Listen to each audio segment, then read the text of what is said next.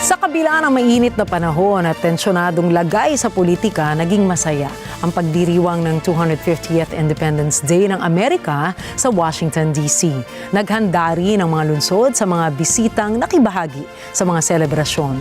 Si Net 25 correspondent from Washington, D.C., Rosel Feria para sa latest doon.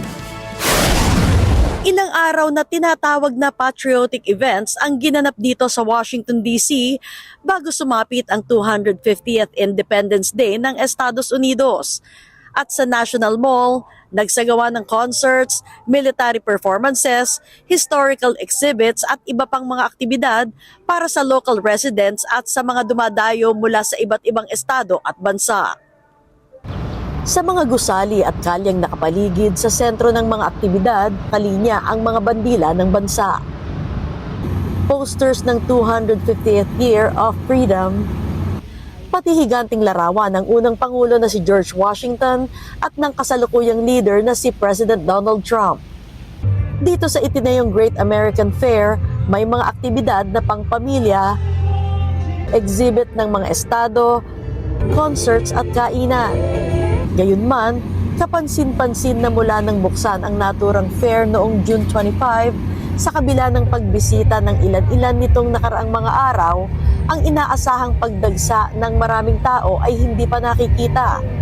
Ito ay sa harap ng matinding heat wave na nararanasan ngayon sa Eastern United States. Ngunit ayon sa mga kritiko, ang matumal na turnout ay tugon hindi sa lagay ng panahon, kundi sa klima ng politika sa bansa. 10 mga estado ang naiulat na hindi sumali sa fair, 7 sa mga ito ay Democratic-led. Ang kanilang mga dahilan, halagang gugugulin para sa mga ito, gayon din ang tono ng politika sa nasabing event.